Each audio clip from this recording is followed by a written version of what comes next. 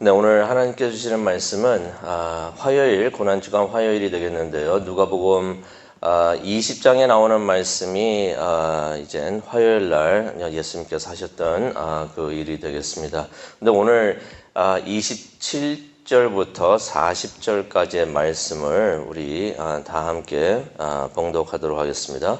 누가복음 20장 27절부터 40절까지의 말씀을 우리 다 함께 읽도록 하겠습니다.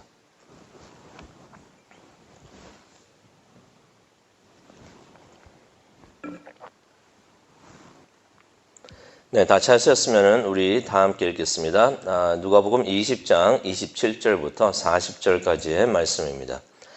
부활이 없다고 주장하는 사두개인 중 어떤 이들이 와서 물어 이르되 선생님이여, 모세가 우리에게 써주기를 만일 어떤 사람의 형이 아내를 두고 자식이 없이 죽으면 그 동생이 그 아내를 취하여 형을 위하여 상속자를 세울지니라 하였나이다.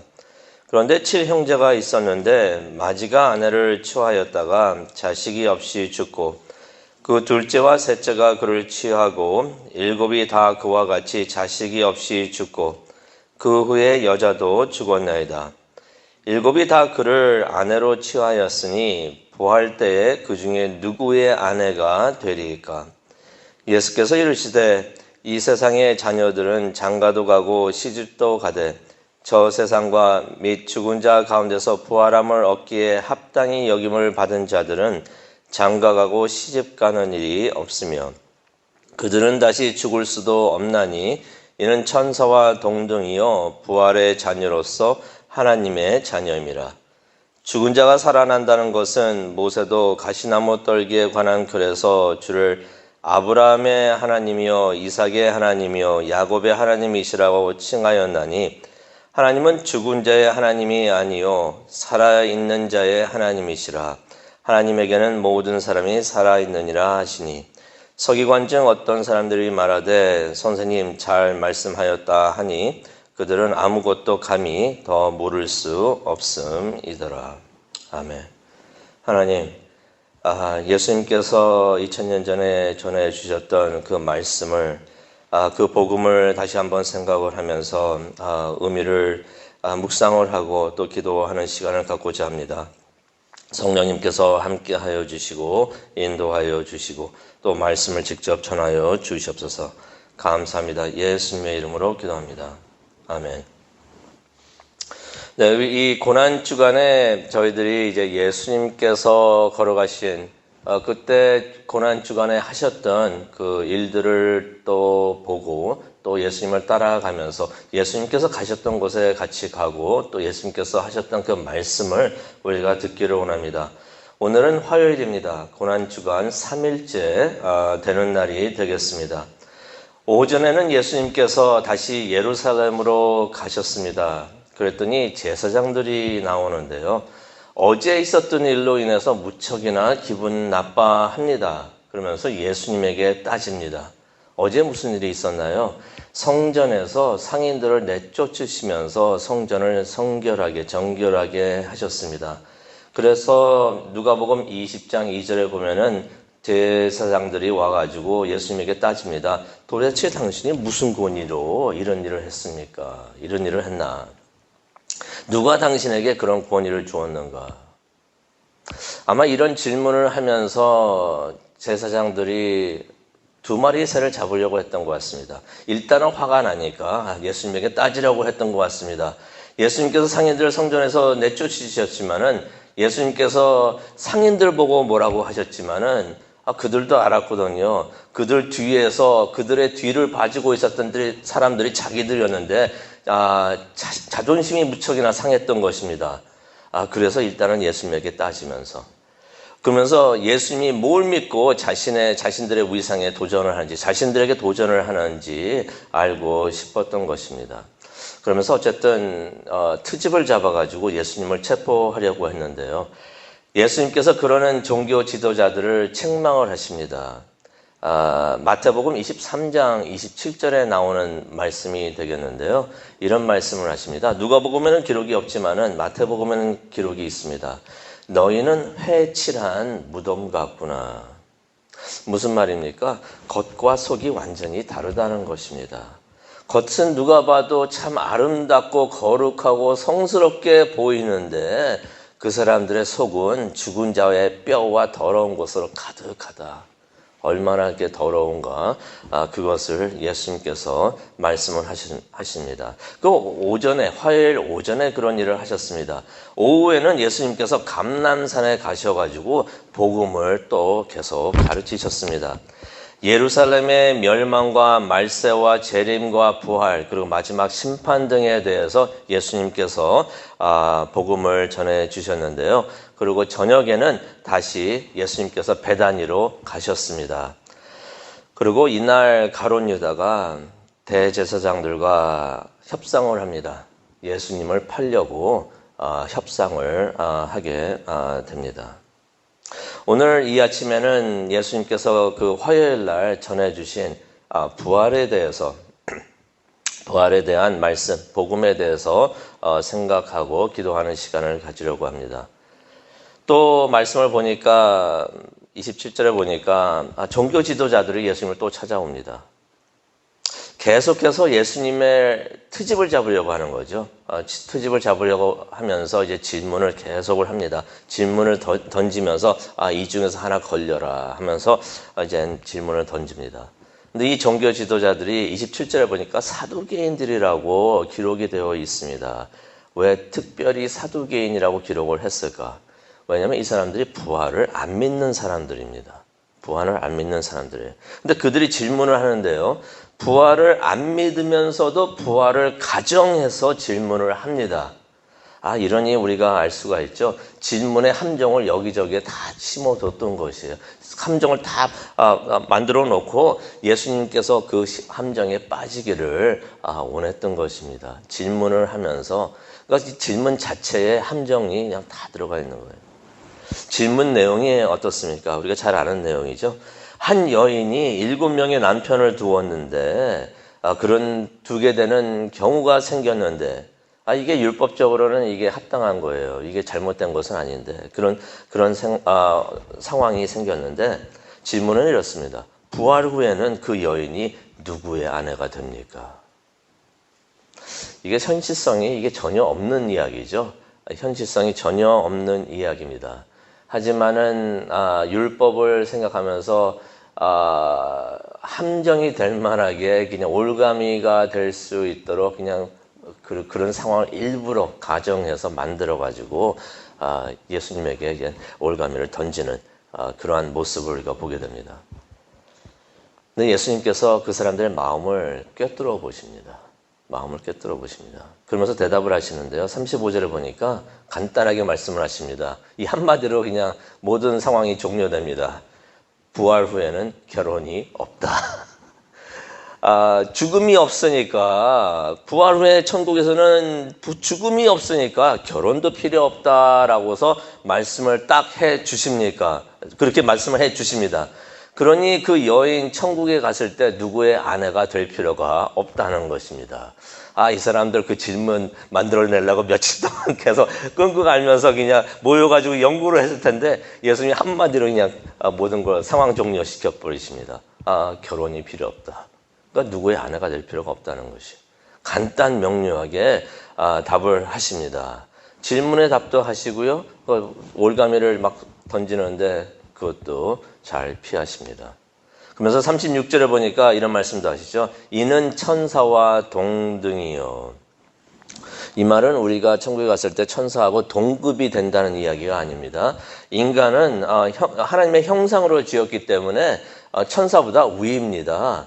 하지만 예수님께서 이는 천사와 동등이요라고 말씀하신 것은 부활 후에 천사와 같이 죽지 않는다는 이야기입니다. 그래서 우리가 천국에 갔을 때 죽지 않고 세상에 살 때는 우리가 아내, 남편, 아버지, 아들 그런 관계에 있었지만은 천국에 가서는 다 같은 급이 돼가지고 같이 하나님의 자녀가 돼가지고 그렇게 살게 된다. 그러니 누구의 아버지가 되지도 않고 아들이 되지도 않고 남편이 되지도 않고 아내도 되지도 않고 그런 관계가 그런 일이 천국에서 있게 된다라고서 예수님께서 말씀을 하시는 것입니다.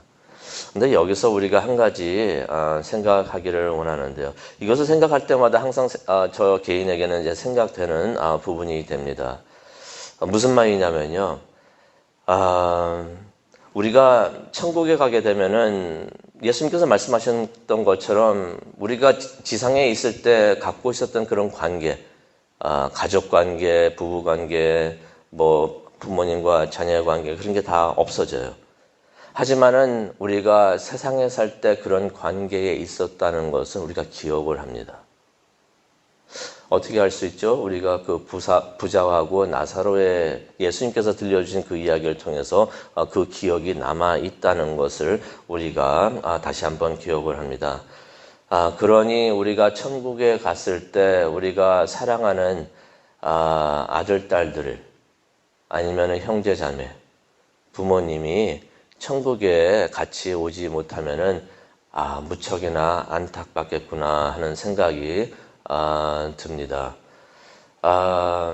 그렇게 악했던 부자도 가족들이 잘못되는 것을 안타까워하면서 다시 가족들에게 사랑을 보내기를 원했던 것처럼 우리도 이제 낙원에 있으면서 또 내려다보는데 가족들이 그렇게 함께 천국에 가지 못하는 상황이 된다 그런다면은 얼마나 안타까울까. 그래서 우리가 기회가 있을 때, 지금 세상에 있다는 것은 우리에게 기회가 있다는 것이에요.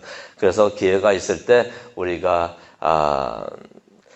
가족들부터 또 친지부터 우리가 복음을 전하는 일을 했으면 좋겠습니다.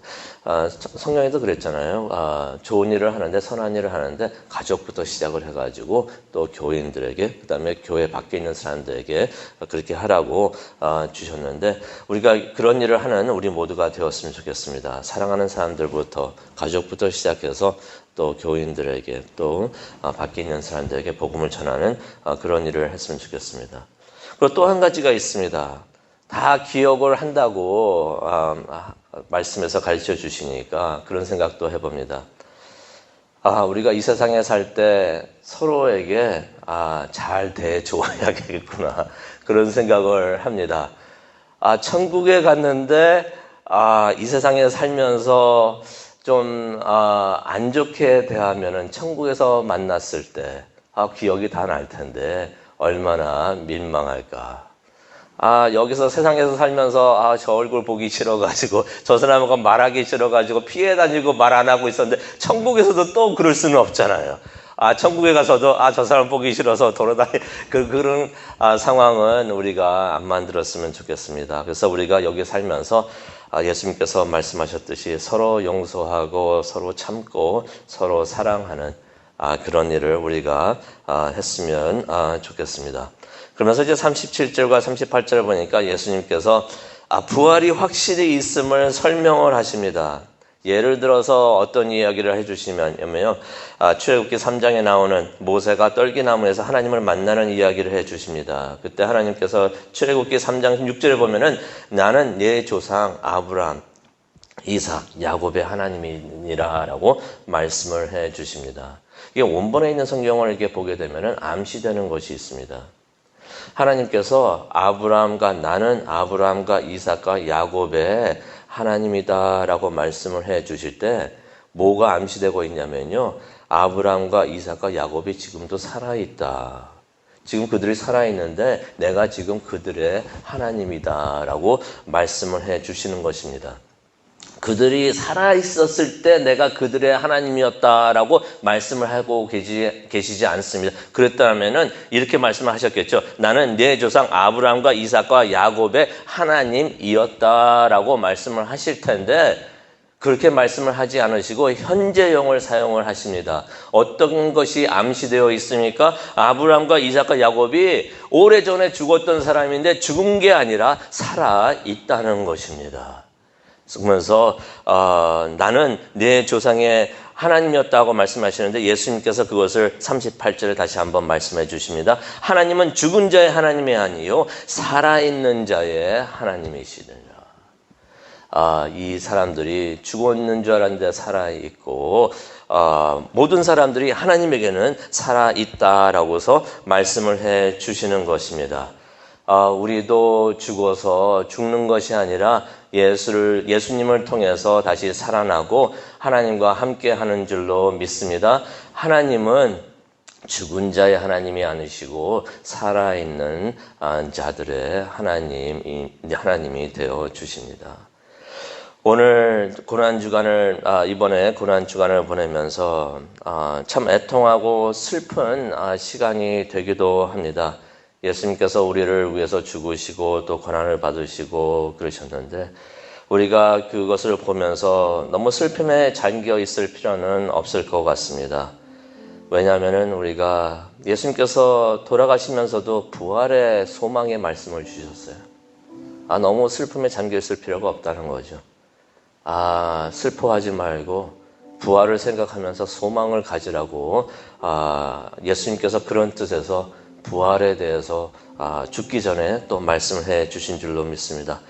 우리도 죽지만은 이 세상에서 죽지 않은 삶이 누가 있을까요? 살아있을 때 예수님을 맞이하면 그것도 축복이 되지만은 우리가 죽더라도 예수님을 따라서 우리가 부활하게 되는 줄로 믿습니다. 그러니 이 세상에서 힘들어도 또 마음이 아파도 모든 것을 잘 참고 인내하면서 부활하신 예수님을 바라보면서 나도 예수님과 함께 부활하네 라고 생각을 하면서 소망을 예수님에게 두고 우리가 이 세상을 승리하기를 원합니다. 그것을 위해서 기도하는 시간을 갖기를 원하는데요.